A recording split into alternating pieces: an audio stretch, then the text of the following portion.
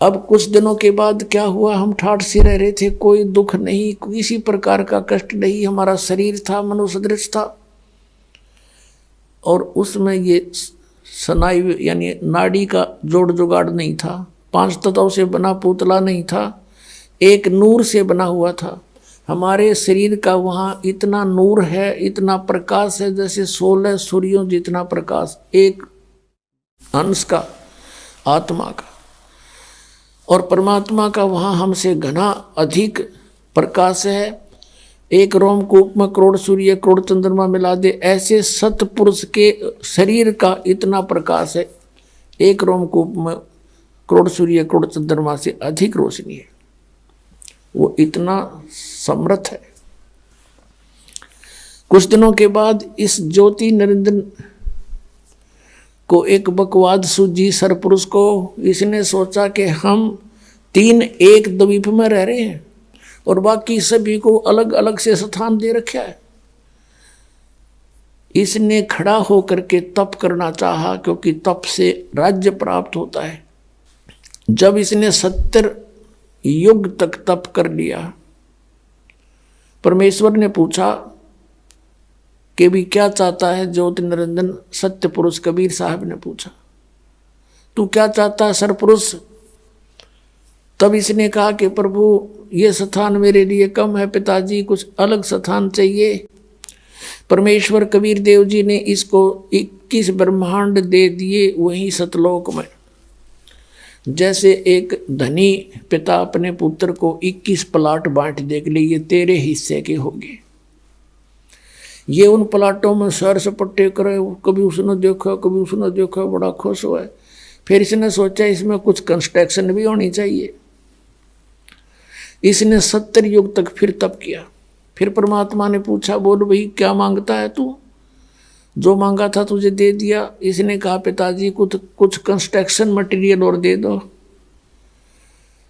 कुछ मैं रचना रचूं वो सामग्री दे दो। तब परमात्मा ने इसको 5 तत्व और 3 गुण दे दिए अगले पुत्र खेल खिलौनों से। इसके पास जब ये सारा कुछ आ गया, इसने वहाँ कुछ अलग से पहाड़ पोड़ बना लिए, झरने झुरने बना दिए। तो उसमें इसने सोचा कंस्ट्रक्शन भी हो जाएगी, लेकिन फिर अकेले का दिल नहीं लगेगा 21 प्लाटों में, मेरे साथ कुछ आत्मा भी हो। इसने ये सोचकर फिर खड़ा हो गया। और जब ये तपस्या कर रहा था, हमने कहाँ मार खाई है पुण्यात्माओं, ये सत्कर मान लेना। ये कोई डूम बाट के गीत नहीं है कि वो किसी की प्रशंसा के लिए गा रखे हों, ये परमात्मा ने आकर बता रखे हैं। जब ये तपस्या कर रहा था, हम जितनी आत्मा इसके 21 ब्रह्मांड में यहाँ कष्ट पा रहे हैं, ये सभी कीड़ी मकोड़ी हाथी, जंगल के प्राणी, जल के प्राणी, वायु के प्राणी, या राजा से लेकर रंग देवता ब्रह्मा विष्णु महेश दुर्गा, ये सभी हम इसकी उस अदा पर आसक्त हो गए। एक पैर पर खड़ा, ओए हो इतने दिन से, कभी उस पैर को रख ले उस पर खड़ा हो जाता है, और ऐसे करबद्ध खड़ा है एक टांग पर। हम इस पर आसक्त हो गए, अपने मालिक से अपने पिता से मन हटा लिया और इस पर आसक्त हो गए। और इतने आसक्त हो गए कि परमात्मा ने बार बार कहा कि भी किसी की क्रिया की तरफ ध्यान नहीं देना चाहिए, तुम मस्त रहो बच्चों, मत देखो इसकी क्रिया को। लेकिन हम ऊपर से तो सावधान हो गए और अंदर से वो कसक गई नहीं। अब वो तो अंतर्यामी थे। इसने तीसरी बार जब तप किया, 64 योग कर चुका ये, तब परमात्मा ने पूछा कि भी जो तूने मांगा था वो मैंने दे दिया, अब तू क्यों डले ढो रहा है, अब क्या चाहता है? तब इसने कहा पिताजी मुझे कुछ आत्मा दे दो, मुझे कुछ हंस दे दो, मेरा दिल नहीं लगता तब इसने कहा भाई तेरा दिल लाग रहा था, 3 जने बैठे थे, तो ना आप पे बकवाद भाई, और बात सुन ले और मांग ले, तेना कुछ प्लाट मांगने हो को ब्रह्मांड तना और बना के दे दूंगा, पर ये आत्मा नहीं दे सकता, ये मेरे अंश हैं, मेरे अंदर से निकले हैं, मेरे बच्चे हैं। अपने आत्माओं, इन बहन बेटियों को पूछकर देखना, जब जो बच्चा जन्म लेता है, बेटा या बेटी, इनको कितना प्यारा लगता है।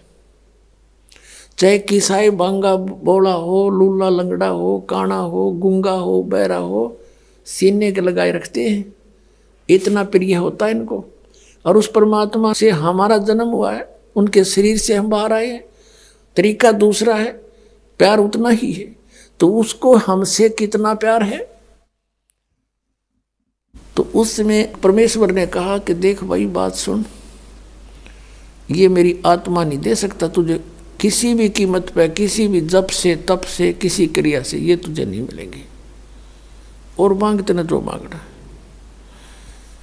फिर परमात्मा को मालूम तो था कि हम बिगड़ चुके हैं। दूध जब फट जाता है, सेब जब खराब हो जाता है, तो टोकरी से उठाकर वो बाहर फेंकना ही पड़ता है, ना औरों को भी खराब करे। तो ये सोचकर परमात्मा ने कहा भी सुन बात, यदि कोई आत्मा तेरे साथ सब इच्छा से जाना चाहता है तो नो ऑब्जेक्शन, मुझे कोई ऐतराज नहीं, पूछ ले उनसे।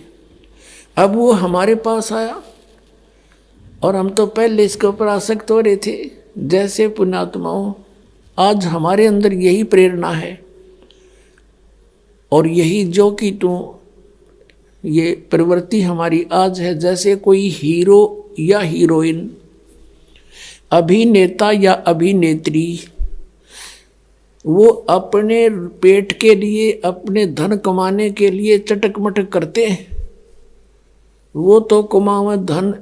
और ये युवा बालक उनके ऊपर आसक्त हो जाए, नो कह ये मेरा फेवरेट हीरो है, ये मेरी फेवरेट हीरोइन है, और उन टींडा मिल लगा नहीं, उनते कुछ लेना एक ने देने दो, बेमतलब बकवाद करे।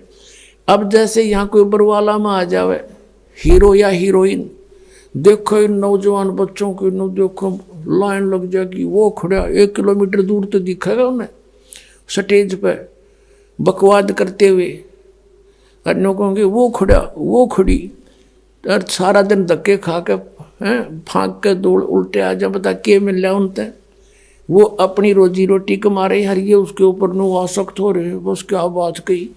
तो ये बुराई हमारा वहाँ से लगी थी। हमने अपने पिता को भुला दिया जो सारे सुख दे रहा था, कोई कष्ट नहीं था, और हम इसने चाहने लगे नकली को। हम ये सोच लो अपने मालिक से उल्टे हट गए, अपने पति से, हम पति भरता पद से गिर गए, और हमने यूं खत्म कर लिया ज्योत निरंजन, हम इसको चाहने लगे। तब परमात्मा ने कहा ठीक है भाई, जा तू पूछ ले उनते। ये हमारे पास आया, हम तो पहले ही चा चढ़ रहा था इसका। इसने कहा कि मैंने पिताजी से ऐसे ऐसे 21 ब्रह्मांड लिए हैं और मटेरियल ले लिया है, वो ये बनाऊंगा, ऐसे ऐसे झरने रचूंगा, बाग बगीचे लगाऊंगा, तुम चलोगे हमारे साथ। हम तो तैयार थे, हमने कहा यदि पिताजी आज्ञा दे देंगे तो हम तैयार हैं। ज्योति निरंजन हमारे पिताजी के पास गए, सतपुरुष के पास कहे पिताजी कुछ आत्माएं मेरे साथ चलने को तैयार हैं। परमेश्वर ने कहा भी ऐसे नहीं, मेरे सामने स्वीकृति दिलवा दे, फिर मैं अलाउड कर दूंगा। उसने कहा था कि वो आपकी स्वीकृति चाहते हैं, कुछ जाने को तैयार हैं। तो परमात्मा ने कहा कबीर साहब जी ने कि मेरे सामने स्वीकृति दिलवा दे, मैं तब कह दूंगा, अलाउड कर दूंगा। दोनों आगे हमारे पास। अब हम देखकर सामने पिता को नीची गर्दन कर ली। परमेश्वर ने पूछा भी कौन कौन इसके साथ जाना चाहते हैं इसके लोक में, हाथ खड़ा कर लो। अब हमने एकदम सन्नाटा छा गया, शर्मा गए, सबको शर्म आई। अब कैसे अपने पिता के सामने कहे, इन्होंने मना कर रखा था कि तुम इसकी ओर मत देखो, हमारे अंदर ये छल कपट भी वहीं से विद्यमान हुआ था और हम उस पवित्र लोक में रहने योग्य रहे नहीं थे। तब परमात्मा ने कहा भी बोलते क्यों नहीं तुम? ज्योति निरंजन तू तो कह रहा था कि कुछ तैयार है तो कोई बोलता ही नहीं।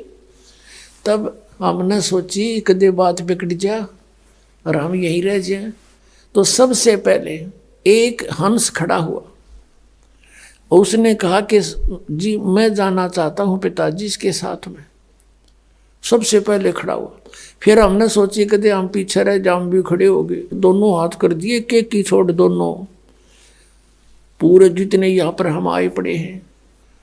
तो परमात्मा ने कहा भाई ठीक है, ये सब देख लिए मैंने, जो तेरे साथ जाना चाहते हैं ऐसे नहीं भेजूंगा, इनको मैं अपने तरीके से भेजूंगा तेरे पास, ऐसे तो जा ही नहीं सकते ये, आप जाइए। अब वो चला गया अपने, वहीं ये लोक वहीं थे 21 ब्रह्मांड, उस सतलोक के एक कोने में बाहर, जैसे बाहरली दिल्ली हुआ करे ना, बाह्य दिल्ली गांव गुम से हुआ करे, ऐसे बाहर की तरफ इसको सेट कर दिया था। तब परमात्मा ने क्या किया, जिस आत्मा ने सबसे पहले स्वीकृति दी थी, खड़ा होकर के हिम्मत करी थी, उसका एक युवा लड़की बना दिया। उसके प्रजनन इंद्रिय नहीं लगाई थी। वो परमात्मा देखना चाहते थे कि इसमें और कितना कमीनापन है ज्योति निरंजन में, ये यहाँ इस लोक में रहने के योग अब रहा है या नहीं।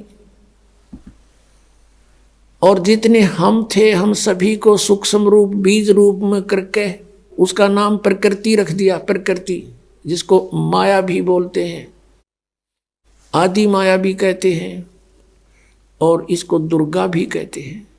इसके शरीर में हम सभी को प्रवेश कर दिया बीज रूप में, सूक्ष्म रूप में। पुण्यात्माओं, आजकल आज इस वैज्ञानिक युग में हम आसानी से समझ सकते आध्यात्मिक मार्ग को। जैसे आप सुनते हो कई बार डॉक्टरों से कि किसी व्यक्ति के कुछ जीवाणु होते हैं, वो इतने रहने चाहिए, जैसे 50 लाख रहने चाहिए जीवाणु एक ग्राम में, 1 mg ब्लड में। बताओ 50 लाख जीवाणु 1 mg ब्लड में, इतने को में फिर कितने अंदर है हमारे जीवाणु, गिनती नहीं होती। तो ऐसे परमात्मा ने सभी के सभी इसके अंदर फीड कर दिए सूक्ष्म रूप में। और इसको कहा बेटी दुर्गा को कि बेटी मैंने तुझे शब्द शक्ति दे दी है, वचन शक्ति दे दी है, और जितने भी जीव कहे, ज्योत निरंजन कहे, तू वचन से उत्पन्न कर सकती है नर और मादा। एक बार बोल देगी, उतने ही एकदम बाहर खड़े होंगे। और अपने पुत्र सहजदास से कहा, जो सबसे पहले 16 उत्पन्न किए थे, उनमें से एक सहजदास है। उसे कहा कि जा अपनी बहन को ज्योति निरंजन के पास छोड़िया और उसको बता देना कि इसको पिताजी ने शब्द शक्ति दे दी है, जितने जीव तू कहेगा ये उत्पन्न कर देगी। सहजदास ने जाके संदेशा सुना दिया, लड़की को वहां छोड़कर आ गया अपनी बहन को। अब इस प्रकृति देवी ने, प्रकृति यानी दुर्गा का रूप निखरा हुआ था युवती होने के कारण। अब इस ज्योति निरंजन के मन में वहां फिर दोष उत्पन्न हुआ। ये सभी हम प्राणियों के अंदर यहाँ भी विद्यमान है। ये बीमारी वहां से लगी थी अपने सारी। अकेली लड़की को देखकर उसके साथ बदतमीजी करने की नीयत, उसी का गुण हमारे अंदर विद्यमान है। उसने सुंदर लड़की को देखकर एकदम आव भाव बदल गए। लड़की भी पहचान गई कि इसके मन में दोष आ चुका है। तब उस लड़की ने अपनी इज्जत रक्षा के लिए कहा कि ज्योति निरंजन, हे सरपुरुष, हे बड़े भाई, देख तू मेरा बड़ा भाई, मैं छोटी बहन तेरी उत्पत्ति पिता ने अपने वचन से की थी, अंडे से, और हमारी उत्पत्ति भी उन्होंने की है। तुम हमारा बड़ा भाई, हम तेरे छोटी बहन। अब भाई बहन का ये काम अच्छा नहीं, महापाप होगा, तू जुल्म ना करे। तब उसने एक नहीं सुनी, बहुत आगे बढ़ गया। अब अदर तरीके से मुंह खोल लिया बकवाद करने के लिए, हवस में अंधा हो गया। तब लड़की ने छोटा सूक्ष्म रूप करा अपनी सिद्धि से, और इसके मुख के माध्यम से पेट में रक्षा, अपनी इज्जत रक्षा के लिए पेट में चली गई। और वहां से परमात्मा से प्रार्थना की, हे परमेश्वर, हे पिताजी, ऐसे ऐसे मेरे साथ इसने जुल्म करना चाहा, और इस लड़की ने बता दिया था कि मेरे पास पिता की दी हुई जो शब्द शक्ति है, वचन शक्ति है, तो जितने जीव कहेगा मैं उत्पन्न कर दूंगी, पर नहीं माना था। तब लड़की ने कहा, पिताजी इसने मेरे साथ ऐसा जुल्म किया, मेरी रक्षा करो, मेरी रक्षा करो। परमेश्वर वहां पहुंच गए अपने पुत्र जोगजीत के रूप में। परमात्मा कहते हैं, सोचल छिद्र मैं करूं अपने धन के काज। और वहां आकर कहने लगा, अरे ज्योत निरंजन, तू सुन ले आदेश परम पिता का, तूने बहुत जुल्म किया यहाँ पर, अब तू इस लोक में रहने योग्य नहीं है। तूने इस पवित्र लोक में ऐसा जुल्म करने की सोची, लड़की को उसके पेट से निकाल दिया, पेट पाड़ के इसका, और फिर सी दिया उल्टाई। शब्द में बहुत बड़ी शक्ति होती है पुण्यात्माओं। अब तो हम आध्यात्मिक मार्ग में कति -0 हो गए, हमारा अविश्वास हो जाता है इन बातों पर। लड़की बाहर निकाल दी और उसको कह दिया कि ज्योत निरंजन, अब सुन ले आदेश परम पिता का। वो खुद ही बोल रहे थे, परम पिता खड़े ही थे। आज के बाद तेरा नाम काल होगा, 1 लाख मानुष शरीरधारी प्राणियों का नित आहार करेगा और 1.25 लाख की उत्पत्ति किया करेगा, और तू निकल जा यहाँ से, इस लोक में रहने योग्य नहीं है। ले जा तेरे 21 ब्रह्मांड को, यहाँ से चला जा बहुत दूर और निकल जा। दुर्गा तू भी, तुमने इसके साथ रहने का प्रॉमिस किया था, और खाओ धक्के तुम। अब देगा तो नहीं, टिंडे ले जाओ जिसके ऊपर आसक्त हुए थे। इतना कहा था कि 21 ब्रह्मांड विमान की तरह चल पड़े वहां से। अब इसने अपनी गलती की कुछ एहसास हुआ। जोगजीत रूप में खड़े परमात्मा से कहा कि बड़े भाई मेरी माफी करवा दो, पिताजी से मेरी अर्ज कर दो कि मुझे क्षमा कर दे। जोगजीत ने कहा, भाई मेरे को आदेश जितना था तेरे तो बता दिया, अब जाइए यहाँ से। इतना कहकर वो चल पड़ा। आगे आकर सहज दास का द्वीप है, जब इसके 21 ब्रह्मांड आ रहे थे, इसने वहां विमान को रोका थोड़ी देर और कहा, सहज दास मेरी अर्ज कर दे पिता परमात्मा से, मेरी क्षमा याचना कर दो, प्रार्थना कर दो। सहज दास कहने लगा, भाई डट जाते, रुक जा थोड़ी सी देर। सहज दास वहां से गया भगवान, क्योंकि वहां बहुत लंबा चौड़ा क्षेत्र है और वहां उनके मन अपने अपने विमान, अपना शरीर आसानी से कहीं कितनी स्पीड से उड़ा के जा सकता है। पहुंच गए सतलोक के आखिरी छोर में, जहां परमात्मा विराजमान है, ध्रुवलोक के 3रे पृष्ठ पर, यानी अंतिम छोर पर। और कहा कि आपका एक दास एक अर्ध लेकर आया है। अकबोल पुत्र, क्या बात है? परमात्मा बोले कि आपका एक नौकर, वो ज्योत निरंजन, आप वहां खड़ा है 21 ब्रह्मांड लिए, उसके लिए क्या आदेश है पिताजी? मैं ये आदेश ले आया हूं। वो कुछ कह रहा कि मुझे माफ कर दे। परमात्मा ने कहा कि इसको भेज दे मन कर्म वचन से, ये दुष्ट यहाँ नहीं रहना चाहिए, इसको निकाल यहाँ से, भगा दे और जा वापस। इतना कहते तुरंत वापस आ गया सहजदास और कहा, भाई मैंने तो अर्ज करी थी, पर तू जा बड़भागी, यहाँ से निकल, मन नहीं पटवा होगा, तू भाग जा से। तो वहां से 21 ब्रह्मांड लेकर 16 शंख कोश की दूरी पर ये आ गया। वहां ये ब्रह्मांड रुक गए और फिर अपने आप मालिक के विधान से वो घूमने लगे, वहां चक्कर काट रहे।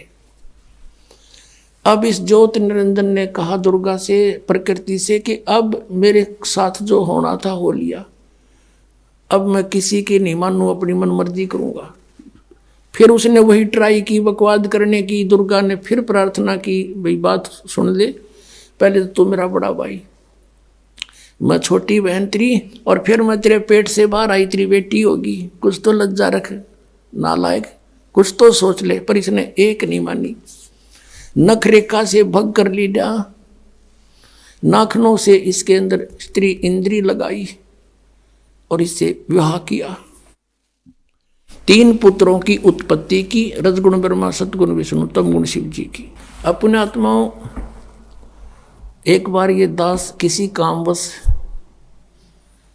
एक तहसील ऑफिस में गया हुआ था। वहाँ जहाँ रजिस्ट्रियाँ होती हैं, और वहाँ एक नंबरदार था। नंबरदार होते हैं वहाँ गवाही देने लिए बैठे रहते हैं, 10-20 रुपये लिया करते थे वो, कहीं दस्तखत करने होते। वह बैठे बातें कर रहे, अब पे कोई बात चल गई, वैसे ऐसे एक गोत्र की लड़की से उसी गोत्र के लड़के ने विवाह कर लिया, या कोई उनकी माँ का गोद मिला था, क्यों कर गया था। उसके ऊपर पंचायत पंचूत होने लग रही थी, पेपरा मारी थी, उस पर डिस्कस हो रहा था। वो एक बूढ़ा नंबरदार ने बोला, भाई पहले तो देखो बात सुनो, मैं अपनी बताता हूं कि मेरे 3 ब्याह हो लिए। पहला ब्याह हुआ, कोई बालक नहीं हुआ, उसकी मृत्यु होगी। दूसरा ब्याह हुआ, एक पुत्री होते, उसकी मृत्यु होगी।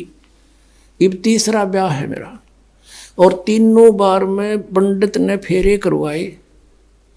तो सबसे पहले हमको बाण भाई बनाया कि काश्यप गोत्रा काश्यप गोत्री, यहां से शुरू करें ये मंत्र बोलना।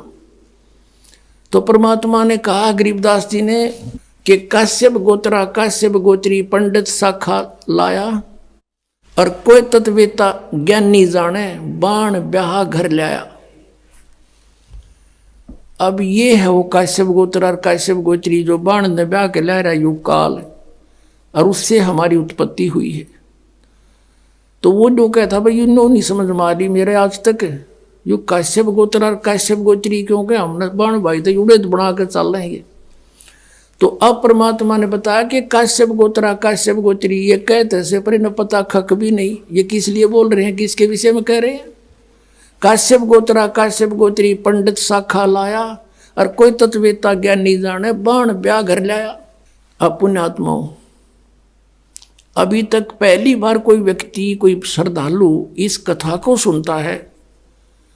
विशेषकर पहले जब दास सुनाया करता था, सामने वाला न्यू हंसा करता अंदर अंदर, और फिर न्यू कहता क्यों गप्पे मारे हैं, या भी कोई बात हुई या कोई कथा हुई। अरे इतनी नारी कोई कथा कोई ना पृथ्वी पे, क्योंकि उनको ये नहीं मालूम था कि ये प्रमाणित है। पुण्यात्माओं, 600 वर्ष पहले मालिक ने, सतपुरुष ने, कबीर देव जी ने आके एक धानक रूप में, जुलाहे रूप में सहशरीर आए थे और सहशरीर गए थे। ये परमात्मा पूर्ण ब्रह्म सारी सृष्टि की रचना रहे। उस समय इन्होंने 600 वर्ष पहले अपनी वाणी में ये वचन बोले थे, और परमात्मा यही बताया करते थे। लेकिन ये ब्राह्मण लोग यानी हमारे ऋषि गुरु पवित्र हिंदू धर्म के इस बात की घनी काली मान गए कि ये झूठ बोलता है, ब्रह्मा विष्णु महेश नासवान है, इनकी माता है, इनका पिता है, ये तो अजर व अमर है, सर्वेश्वर है, महेश्वर है, किसी ग्रंथ में नहीं लिखा है। तो उस समय हमारे पूर्वज अशिक्षित थे, शिक्षा केवल एक ब्राह्मण वर्ण ही अधिकारी था उसके ग्रहण करने का। तो उनकी दाल गली रही, और परमात्मा 600 वर्ष आए थे पहले। यदि वो उस समय ये टांग ना अड़ाते, हमें मिसगाइड नहीं करते, तो हमें सारा काम सुलझ जा सड़ जा मिलता आज के दिन। आज दास के साथ जो इतना संघर्ष चल रहा है, इतनी परिश्रम कर रहा है, 4-4 घंटे सत्संग, 5-5 घंटे सत्संग, और फिर सदग्रंथों को पढ़ना, उनको निष्कर्ष निकाल के आपके समक्ष करना, ये नहीं करना पड़ता। लेकिन उस समय इन्होंने, किसी ने परमात्मा के इस तत्व ज्ञान पर विश्वास ना किया और ना करने दिया। तो पुण्यात्माओं, एक बात हमारे और बढ़िया होगी कि आज हम परमात्मा को पहचान सकते हैं कि जिसको ये अशिक्षित कहा करते कबीर तो अशिक्षित है, ये क्या जाने वेदों और गीता और पुराणों के बारे में, क्योंकि वो संस्कृत भाषा में है, ये झूठा है।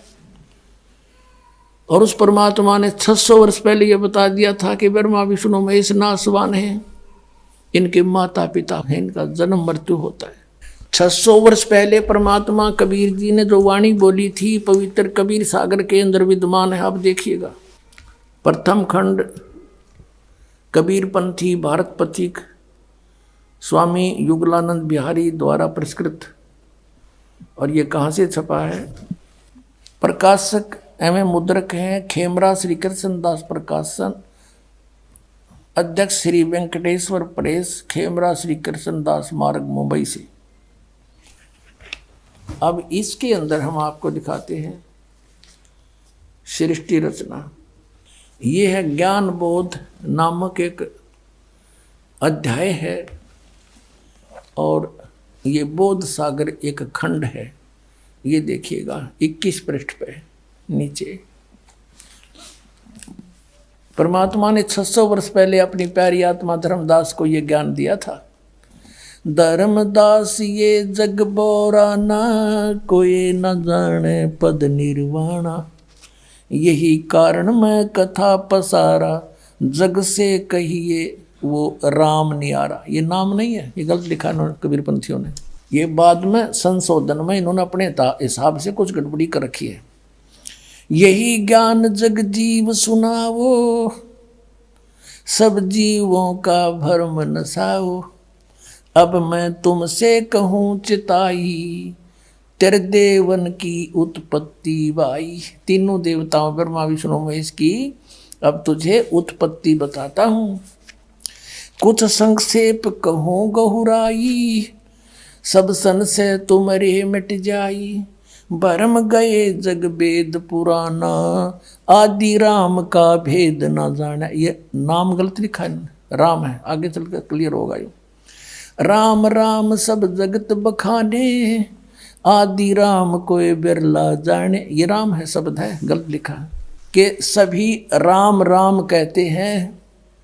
उस आदि राम सनातन परमात्मा को कोई बिरला ही जानता। ये राम शब्द है, नाम नहीं। इन संशोधनकर्ताओं ने अपनी अज्ञान सोच से कुछ इसमें गड़बड़ी कर रखी है, वही हम शुद्ध कर लेंगे।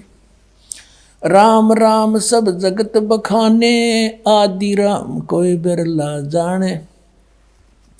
ज्ञानी सुने सो हृदय लगाई, मूर्ख सुने तो गम ना पाई। माँ अष्टंगी पिता निरंजन, ये जम दारुण वंशन अंजन।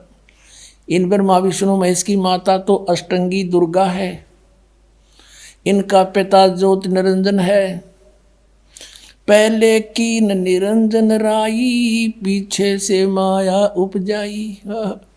कहते पहले तो ज्योति निरंजन को उत्पन्न किया इस काल को अंडे से, और पीछे से दुर्गा की उत्पत्ति की। माया रूप देख अति शोभा, यो देव निरंजन तन मन लोभा। दुर्गा के सुंदर रूप को देखकर इसके मन में दोष आ गया। काम देव धर्मराय सताए, देवी को तुरंत धर खाए। पेट से देवी करी पुकारी, हे साहेब मोए करो उबारी। पेट से दुर्गा ने पुकार करी। टेर सुनी सतगुरता आए, अष्टंगी को बंद छुड़वाए। परमात्मा कहते हैं कि टेर सुनी तहाँ हम आए। यहाँ इन्होंने अपने हिसाब से लिख दिया, सतगुरु तहाँ आए, अष्टंगी के बंद छुड़वाए, यानी उसके पेट से निकाले बंधन से। अब 22 पृष्ठ पर ज्ञान बोध। धर्म राय को हिकमत की ना, नख रेखा से भग कर लेना। नाखनों से स्त्री इंद्री लगा बना दी। धर्म राय करे भोग विलासा, माया को रही तब आशा। ये दुर्गा प्रेग्नेंट हुई। 3 पुत्र अष्टंगी जाए, ब्रह्मा विष्णु शिव नाम धराए। 3 देव विस्तार चलावे, इनमें यो जग धोखा खावे। पुरुष गम कैसे के पावे, काल निरंजन जग भरमावे। 3 लोक अपने सुत दीना, सुन निरंजन बासालीना। अलख निरंजन सुन ठिकाना, ब्रह्मा विष्णु शिव भेद न जाना। आज तक ब्रह्मा विष्णु महेश को नहीं पता हमारा पिता कौन है। 3 देव सो उसको ध्यावे, निरंजन का वो पार न पावे। ये तीनों देवता ब्रह्मा विष्णु महेश कहते आज तक उसी की खोज में लग रहे, न वो भी ना पा लिया। सतलोक तो बहुत दूर की बात है। अलख निरंजन बड़ा बटपारा, बटपारा माने ठग, धोखेबाज है ये। और 3 लोक जीव कीन आहारा, तीनों लोक के जीवों को खा रहा है, पाताल लोक, स्वर्ग लोक, पृथ्वी लोक। ब्रह्मा विष्णु शिव नहीं बचाए, सकल खाए पुन धूल उड़ाए। ब्रह्मा विष्णु महेश को भी खाता है, इनकी भी जन्म मृत्यु होती है। तिनके सुत हैं तीनों देवा, अंदर जीव करते हैं सेवा। कहते हैं इन दुर्गा और काल के 3 पुत्र हैं, और ये तत्व ज्ञानहीन प्राणी इनने की पूजा करते हैं, काल की पूजा करते हैं। ये अकाल पुरुष का हो नहीं चीन्या, काल पाए सभी गए लीन्या। 3 देव और असुर अवतारा, ताको बजे सकल संसारा। 3 देवताओं को, और फिर जैसे राम के साथ रावण के भी गेले महिमा गाँव हैं, कहते हैं असुरों को भी गेले बजे ये। और 3 गुणों का ये विस्तारा, धर्मदास मैं कहूँ पुकारा। तीनों गुण, रजगुण ब्रह्मा, सतगुण विष्णु, उत्तम गुण शिव जी। गुण तीनों की भक्ति में ये भूल पड़ो संसार, कहे कबीर निज नाम बिन कैसे उतरो पार। 3 देव की करते भक्ति, उनकी कदे ना होए मुक्ति। अपने आत्माओं, परमात्मा ने 600 वर्ष पहले आकर यह अपने द्वारा रची हुई सृष्टि एज इट इज बता दी थी। और ये हमारे सदग्रंथों में भी, क्योंकि परमात्मा कबीर जी ने सतयुग में सबसे प्रथम आते हैं, सतयुग में, उस सतयुग के अंदर आके ब्रह्मा को मिले, ब्रह्मा जी से भी ज्ञान सुनाया। ब्रह्मा जी ने बहुत अच्छी तरह ज्ञान को समझा, प्रथम मंत्र भी ग्रहण किया, उनको केवल एक मंत्र दिया, ओम मंत्र, क्योंकि वेद पढ़ा करता, दूसरा सुने नहीं। और फिर ने सोचा था परमात्मा ने, ये थोड़ी बहुत मेरी बात को सुहावेंगे तो फिर सतनाम दूंगा इनको, और फिर ये ले चलूंगा सबको उल्टा। और फिर ये शिव जी के पास गए, शिव को परमात्मा ने मंत्र दिया, उसको ज्ञान सुना उन्होंने। फिर विष्णु जी के पास गए, वहाँ भी उन्होंने ज्ञान सुनाया, वो भी अच्छी आत्मा थी सभी, और सुना अच्छी तरह कि कोई महापुरुष है। फिर उसके बाद परमात्मा ने सोचा फिर कभी जाऊंगा, अगर इनकी रुचि होगी तो सही नाम दूंगा भी, तो उनको दूसरे मंत्र देकर आया परमात्मा। पीछे से काल निरंजन ने सोचा कि तेरे पुत्र गए, ये चले गए तो सारे जीव वापस हो जाएंगे, तभी उन्हें अंदर से प्रेरणा कर दी है, सारे मोट दबा दिया कि ये झूठा है, कपटी है, इसके पास कोई ज्ञान नहीं है, वेद सत्य है, तुम इन्हीं को मानो मत मानो उसकी। दूसरी बार परमात्मा गए तो उन्होंने अरुचि दिखाई तीनों ने, तो जान गए परमात्मा कि काल आ गया इनकी बुद्धि में, अब इनकी बुद्धि में काल आ गया, अब ये नहीं मानेंगे। अब वो परमात्मा से सुना हुआ ज्ञान और कुछ अपना अनुभव ब्रह्मा जी ने फिर अन्य को सुनाना शुरू किया। अब वो पुराणों में विद्यमान है, आपको दिखाते हैं। अब केवल यदि हम कबीर सागर से ही आपको संतुष्ट करते तो कोई नहीं मानता, न के छोड़ इन बातों में, ये तो वैसे तुक्के मारे। और अब पुराणों में विद्यमान है सारा ज्ञान। अब बुद्धिमान हिंदू समाज के बच्चे सारे शिक्षित हो गए, अब इनको यो स्वीकार करना पड़ा। अब सचमुच जो पुराणों में लिखा, और 600 वर्ष पहले भगवान बता गए, वो जो का तो आज पुराणों में लिखा, जिसको ये अशिक्षित कहते थे।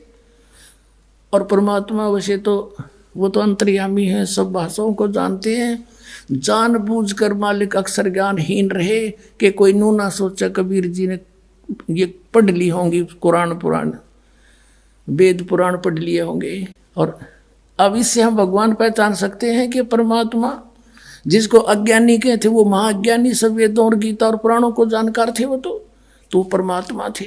और ये संस्कृत के ज्ञाता महामंडलेश्वर विद्वान को वहाँ थे, इन कख भी ना पता हमारे सिलेबस का, हमारे सदग्रंथों का पता नहीं। अब आपको दिखाते हैं, सबसे पहले देवी भागवत दिखाते हैं। अब देखिएगा, श्रीमद् देवी भागवत यानी देवी पुराण, गीता प्रेस गोरखपुर से प्रकाशित है। ये संपादक है हनुमान प्रसाद पोदार, चिमनलाल गोस्वामी। ये कहाँ से छपे हैं?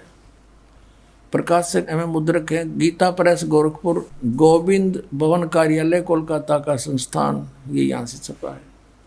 123 पृष्ठ पे ये तीसरा स्कंद, यहाँ पर भगवान विष्णु अपनी माता दुर्गा की महिमा स्तुति कर रहे हैं। तुम शुद्ध स्वरूपा हो, यह सारा संसार तुम्ही से उद्भासित हो रहा है। मैं ब्रह्मा और शंकर हम सभी तुम्हारी कृपा से विद्यमान हैं। हमारा आविर्भाव जन्म, आविर्भाव माने जन्म, तिरोभाव माने मृत्यु हुआ करता है। केवल तुम ही नित्य हो, जगत जननी हो, प्रकृति और सनातनी देवी हो। प्रकृति दुर्गा को कहते हैं, ये स्पष्ट लिखा है। भगवान शंकर बोले, देवी यदि महाभाग विष्णु तुम ही से प्रकट हुए हैं, उनके बाद उत्पन्न होने वाले ब्रह्मा भी तुम्हारी बालक हुए, फिर तमोगुणी लीला करने वाला शंकर क्या मैं तुम्हारी संतान नहीं हुआ? अर्थात मुझे भी उत्पन्न करने वाली तुम ही हो। शिवे, संपूर्ण संसार की सृष्टि करने में तुम बड़ी चतुर हो। इस संसार की सृष्टि, स्थिति और संहार में तुम्हारे गुण सदा समर्थ हैं। उन्हीं तीनों गुणों से उत्पन्न हम ब्रह्मा, विष्णु एवं शंकर नियमानुसार कार्य में तत्पर रहते हैं। अब आप जी ने ये पवित्र श्री देवी भागवत देखा। श्रीमद् देवी भागवत यानी देवी पुराण में 5 कंसेप्ट क्लियर हो गए। ब्रह्मा, विष्णु, महेश की जन्म मृत्यु होती है, ये अविनाशी नहीं है। इनकी माता दुर्गा है। दुर्गा को प्रकृति भी कहते हैं। 3 तो ये हो गए। चौथा ये है कि रजगुण ब्रह्मा, सतगुण विष्णु, तमगुण शिव जी हैं। और 5वां ये हो गया कि ये ब्रह्मा, विष्णु, महेश केवल वर्क डन ही दे सकते हैं, ये किसी का संकट निवारण नहीं कर सकते। जैसा जिसका कर्म है वैसा ही देंगे, पुण्य भी पाप भी। केवल परम अक्षर ब्रह्म सतपुरुष कबीर साहब वो परमात्मा है जो हमारे भाग्य के लेखों को बदल सकते, बुरों को। अब देखो, यदि कबीर सागर को अकेले को पढ़ा कर आपको सुनाता तो कोई विश्वास नहीं लाता। अब आपके समक्ष जो 600 वर्ष पहले भगवान बोल कर गए थे वो वचन, आज सदग्रंथों ने उनको सेकंड किया, समर्थन दिया। तो इससे पुण्यात्माओं बहुत आसान हो गया आपको भगवान को पहचानना, जिसको ये अशिक्षित अज्ञानी कहा करते थे। और इस संस्कृत भाषा के जानने वालों को हमारे पूर्वज बड़े विद्वान, महपुरुष, महर्षि, बड़े पहुंचे हुए मानते थे। न कख नहीं पता था, सदग्रंथों को भी नहीं परिचित थे ये। आज तक हमें नहीं बता सके ऋषि, महर्षि, ब्रह्मा, विष्णु, महेश नाशवान है या अविनाशी है। इनके माता पिता भी हैं और सदग्रंथों में लिखे, इनकी जीवनी में लिखे, तो ये कख नहीं जाने थे। लोक वेद सुनाया करते थे। अब दिखाता हूं आपको। अब देखिएगा, श्री शिव पुराण में गीता प्रेस गोरखपुर से प्रकाशित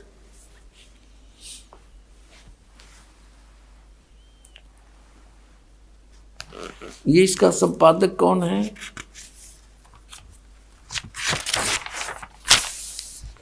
हनुमान प्रसाद पोदार, ये है इसका संपादक। और ये कहाँ से छपा है? प्रकाशक एवं मुद्रक हैं गीता प्रेस गोरखपुर, गोविंद भवन कार्यालय, कोलकाता का संस्थान। ये इनके फैक्स और फोन नंबर हैं। अब इसके 98वें पृष्ठ से हम आपको सुनाएंगे। थोड़े से ही लेख में कंसेप्ट क्लियर हो जाएगा। ये रुद्र संहिता और ये 5वां अध्याय यहाँ अंत होता है। इसके लास्ट से लेंगे, इससे लिंक बन जाता है। अपने पुत्र नारद की यह बात सुनकर लोक पिता ब्रह्मा वहां इस प्रकार बोले। ब्रह्मा जी ने कहा, ब्रह्मन, ये 6वां अध्याय है रुद्र संहिता का शिव पुराण में, तुम सदा समस्त जगत के उपकार में ही लगे रहते हो। तुमने लोगों के हित की कामना से बहुत उत्तम बात पूछी है। जिस समय समस्त चराचर जगत नष्ट हो गया था, सर्वत्र केवल अंधकार ही अंधकार था, उस समय तत्सद्ब्रह्म, इस श्रुति में जो सत सुना जाता है एकमात्र वही शेष था। अब 100 पृष्ठ पर आ गया। 99 पर 98 पर पढ़ दिया संक्षिप्त शिव पुराण। जिस परब्रह्म के विषय में ज्ञान और अज्ञान से पूर्ण उक्तियों द्वारा इस प्रकार विकल्प किए जाते हैं, उसने कुछ काल के बाद द्वितीय की इच्छा प्रकट की। उसके भीतर एक से अनेक होने का संकल्प उदित हुआ। तब उस निराकार परमात्मा ने, ये निराकार मानते हैं ब्रह्म को, ये ब्रह्म से शुरू होते हैं इनकी कहानी, अपनी लीला शक्ति से अपने लिए मूर्ति आकार की कल्पना की। जो मूर्ति रहित परम ब्रह्म है उसकी मूर्ति भगवान सदाशिव है। अर्वाचीन और प्राचीन विद्वान उन्हीं को ईश्वर कहते हैं। उस समय एकाकी रहकर सब इच्छा अनुसार विहार करने वाले उस सदाशिव ने अपने विग्रह से, विग्रह माने शरीर से, स्वयं ही एक स्वरूप भूता शक्ति की सृष्टि की। अब देख काल ने बका दिए, क्योंकि उसने एक अपने शरीर से आप एक लड़की निकाली जो उनके अपने शरीर अंग से कभी अलग होने वाली नहीं थी। उस पराशक्ति को प्रधान प्रकृति, दुर्गा को प्रकृति भी कहते हैं। ये देखो शिव पुराण भी स्पष्ट करा, प्रधान भी उसी को कहते हैं। गुणवती माया बुद्धि तत्व की जननी तथा विकार रहित बताया है। वह शक्ति अंबिका कही गई है।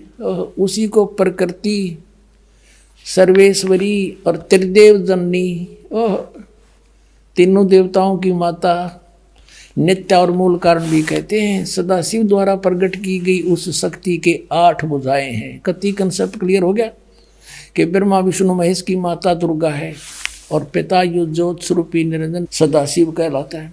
नाना प्रकार के आभूषण उसके श्री अंगों की शोभा बढ़ाते हैं।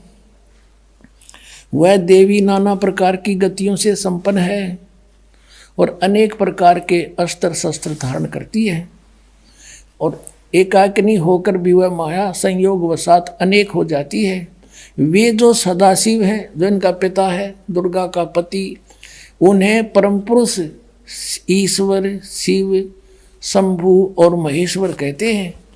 अब यहाँ देखो 101 पृष्ठ पर हम आगे रुद्र संहिता का हम ये 6वां अध्याय पढ़ रहे हैं। वे अब सदाशिव के उसके बारे में बता रहे हैं, उनको महेश्वर कहते हैं और वो अपने सारे अंगों पर भस्म रमाए रहते हैं।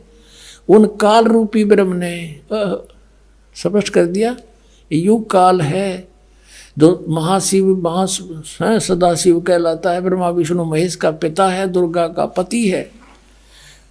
उन काल रूपी ब्रह्म ने, काल रूपी ब्रह्म कहो, इसको सदाशिव कहो, ये ज्योति निरंजन काल कहो, उन काल रूपी ब्रह्म ने एक ही समय शक्ति के साथ, नाथ नहीं है, शक्ति के साथ, दुर्गा के साथ शिवलोक नामक अक्षेत्र का निर्माण किया था। यानी सबसे ऊपर एक गुप्त स्थान बना रखा है इसने।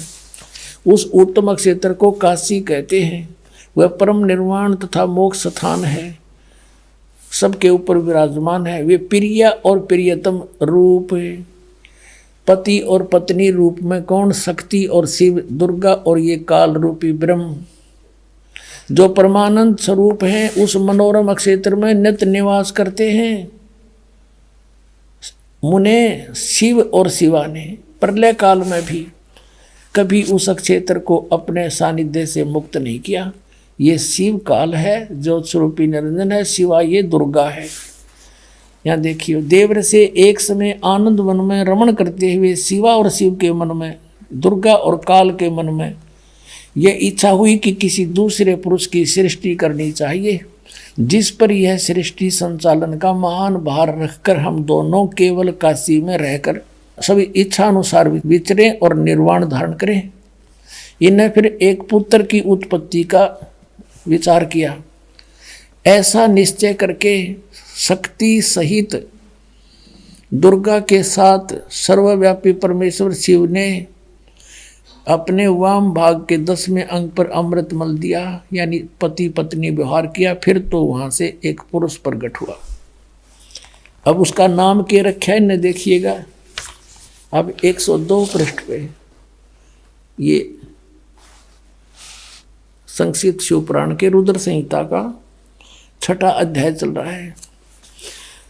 अब कहते हैं शिव ने कहा वत्स, उसका नाम धर दिया शिव ने, काल ने। शिव ने कहा वत्स, व्यापक होने के कारण तुम्हारा विष्णु नाम विख्यात हुआ। अपने आत्माओं, परमात्मा कहा करते मोती मुक्ता दर्शत नाई, ये जग है सब अंदरे, दिखत के तो नैन चश्म, इनका फेरा मोतिया बंदरे। कहते हैं मैं ऋषि कुमाऊं थे, संस्कृत के व्याकरण मोड़ दिए बैठे रहे, सदग्रंथ को इनका समझ में आया को नहीं। ये कुआं महर्षि मंडलेश्वर, अरे न कख नहीं पता, फिर माँ विष्णु महेश की सती थी का, अपने सदग्रंथ सिलेबस से नहीं परिचित, ये काहे के टीचर थे। यानी पूरे हमारे मानव समाज को इन्होंने काल के मुंह में ठोके रखा, गधे कुत्ते बनवा दिया, भूत बनवाया, गलत साधना बता के, गलत ज्ञान बना के बता के, और फिर श्राद्ध निकलवाने की रोजी रोटी का धंधा चला दिया। अपने सदग्रंथ इनका समझ में आए नहीं, हमारा कोल्लू बना रखा था, इन रहट बना दिया। और परमात्मा 600 वर्ष पहले बता गए थे ये बात, पुण्यात्माओं आज भगवान पहचानने में 2 मिनट लगेंगे, जरा सी बुद्धि से काम लोगे और निष्पक्ष भाव से सोचोगे। मान बढ़ाई नहीं, ईर्षा नहीं होनी चाहिए, क्योंकि इसमें विरोध कौन पैदा कर सकते हैं। जिनकी रोजी रोटी चल रही है उन आचार्यों की, या कोई गुरु पद पर विराजमान है, पर जनता शिक्षित है, उनकी एक नहीं चल रहे, वो आखिर में अपने मुंह की खानी पड़ेगी इन सबको जो बकवाद करेंगे। अब यहाँ स्पष्ट हो गया कि विष्णु जी की उत्पत्ति दुर्गा और काल से हुई, ये इनके माता पिता हैं। अब ब्रह्मा की उत्पत्ति देखो, ये 103 पृष्ठ पे, 102 पर हमने पढ़ा था, 103 पृष्ठ पे रुद्र संहिता, और यहाँ 6वां अध्याय समाप्त हो गया ये विष्णु जी का नाम बता के। और अब हम यहाँ आगे 7वां अध्याय, ब्रह्मा जी बता रहे हैं आगे। देव ब्रह्मा जी कहते हैं देव से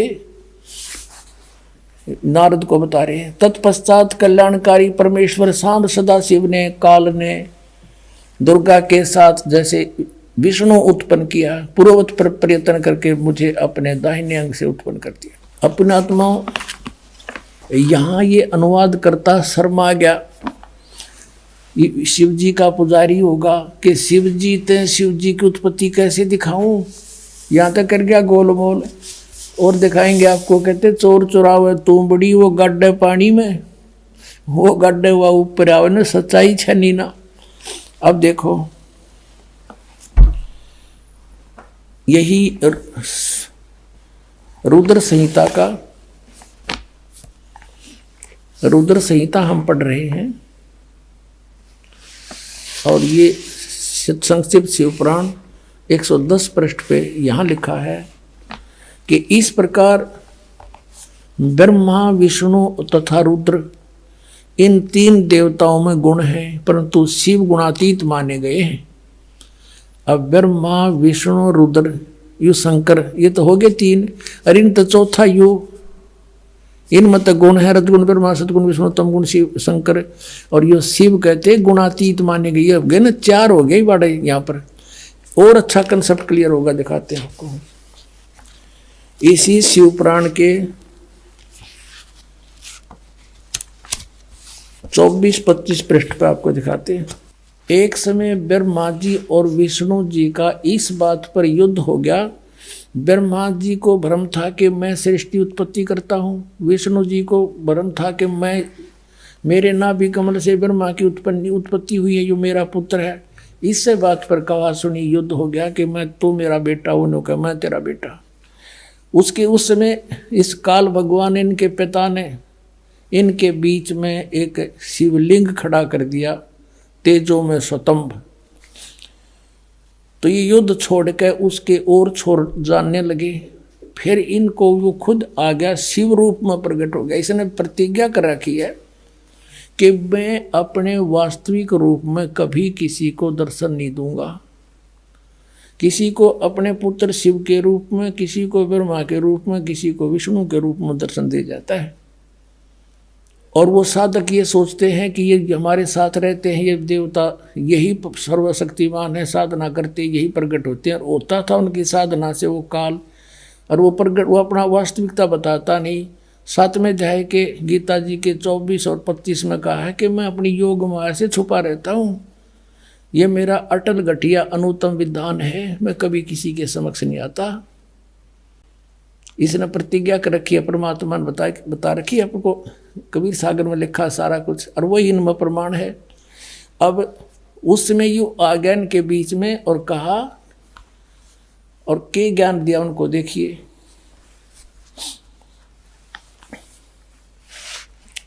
ये है विद्वेश्वर संहिता, संक्षिप्त शिव पुराण, पृष्ठ 24 पे। ये है वो शिवलिंग, यानी सतम तेजों में सतम ब्रह्मा और विष्णु के बीच में खड़ा कर दिया। और फिर ये देखिएगा 25 पृष्ठ पे, ब्रह्मा और विष्णु ने पूछा, प्रभु, उस शिव रूप में खड़े भगवान काल से पूछा, सतकाल रूपी ब्रह्म से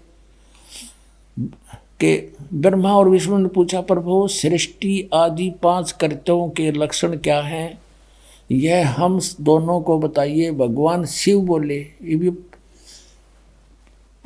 अनुवाद करता तो शिव कहेगा था वो काल इनका पिता, मेरे कर्तव्य को समझना अत्यंत गहन है, तथापि मैं कृपा पूर्वक तुम्हें उनके विषय में बता रहा हूँ। आगे देखो, अब 26 पृष्ठ पे कंसेप्ट क्लियर हो जाता है।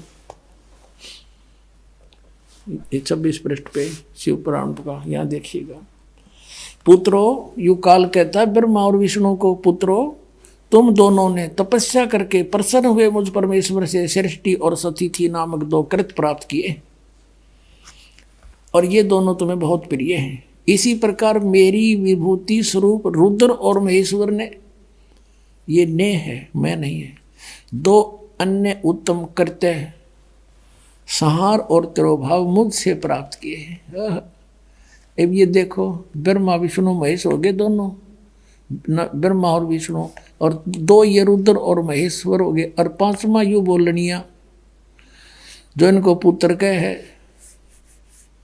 और परंतु अनुग्रह करते दूसरा कोई नहीं पा सकता। अनुग्रह यानी कृपा नहीं कर सकते तुम, कोई भी नहीं कर सकता, जो जैसा करेगा उसे भरना पड़ेगा। अब यहाँ फिर क्लियर हो जाता है कि ये काल है, ब्रह्म है, जिसने गीता बोली थी। इसी शिवपुराण के 26 पृष्ठ पे रुद्र संहिता के, यहाँ देखना पुण्यात्माओं कमाल कर रखा है। ये कहता कि मैंने पूर्व काल में अपने स्वरूप भूत मंत्र का उपदेश किया है, जो ओंकार के रूप में प्रसिद्ध है। वह मंगलकारी मंत्र है। सबसे पहले मेरे मुख से ओंकार ओम प्रकट हुआ, जो मेरे स्वरूप का बोध कराने वाला है। ओंकार वाचक है, मैं वाच्य हूँ, ये मंत्र मेरा स्वरूप ही है। प्रतिदिन ओंकार का निरंतर स्मरण करने से मेरा ही सदा स्मरण होता है, काल का सिमरण होता है। मेरे उत्तरवर्ती मुख से अकार, पश्चिम मुख से उकार, दक्षिण मुख से मकार, पूर्ववर्ती मुख से बिंदु और मध्यवर्ती मुख से नाद का प्राकट्य हुआ है। इस प्रकार 5 अवयवों से, 5 इन अंगों से युक्त ओंकार का विस्तार हुआ है। इन सभी अवयवों से एकीभूत होकर प्रणव ओम नामक एक अक्षर हो गया। हाय हाय। गीता जी अध्याय नंबर 8 के श्लोक नंबर 13 में कहता, गीता ज्ञान दाता ये काल रूपी ब्रह्म के ओम इति एकाक्षरम ब्रह्म व्यवहारण मामनुसमरण यह प्रयाति तदन देहम स याति परमाम गतिम। इससे सिद्ध है कि जो ब्रह्मा विष्णु महेश का पिता है वो गीता को बोल रहा है, और उसका ये ओम एक अक्षर है। अपने आत्माओं, परमात्मा ने 600 वर्ष पहले बताया था, धर्मदास ये जग बोरा ना, कोई न जाने पद निर्वाणा, यही कारण मैं कथा पसारा, सबसे कहिए एक राम न्यारा। अब अपनी महिमा आप ही बता रहे हैं।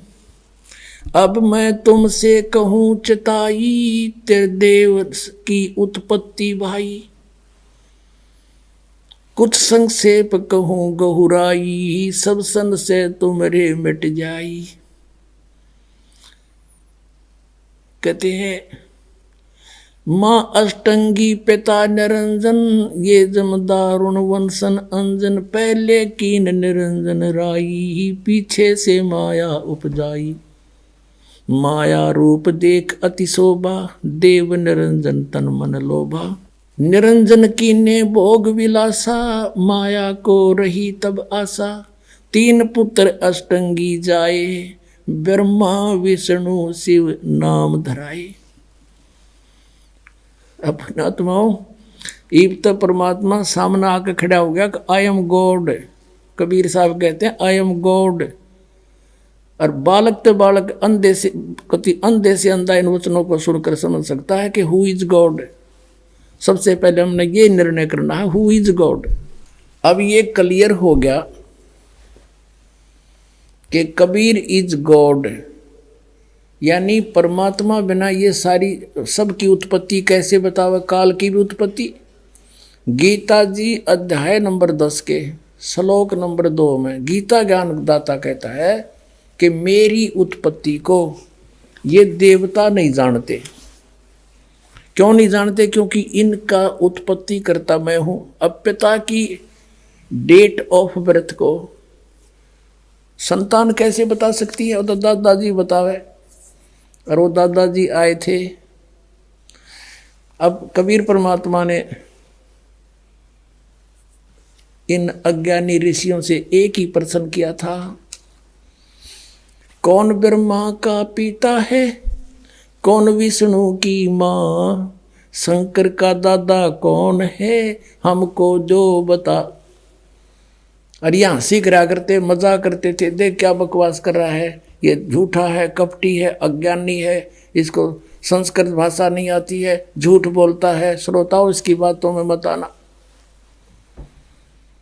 और परमात्मा कहा करते, निरंजन धन तेरा दरबार, निरंजन धन तेरा दरबार, जहाँ पर तनिक न न्याय विचार, वैसा ओढ़े मुल मुल खासा, गल मोतियों के आर, वैसा ओढ़े मुल मुल खासा, गल मोतियों के आर, पति भरता को मिले न खादी, वो सूखा नरस आहार, निरंजन धन तेरा दरबार, निरंजन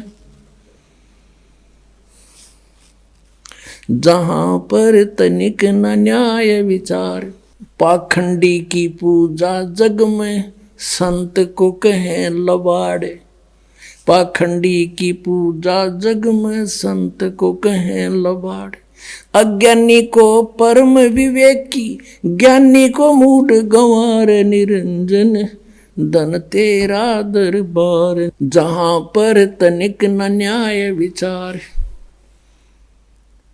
कहे कबीर सुनो भाई साधो, यहाँ सब उल्टा व्यवहार, कहे कबीर सुनो भाई साधो, यहाँ सब उल्टा व्यवहार, सच्चों को तो ये झूठा बतावें, इन झूठों का एतबार, निरंजन धन तेरा दरबार, निरंजन धन तेरा दरबार, जहाँ पर तनिक न न्याय विचार। कहे कबीर सुनो भाई साधो, यहाँ सब उल्टा व्यवहार, सच्चों को तो ये झूठा बतावें, इन झूठों का एतबार, निरंजन धन तेरा दरबार।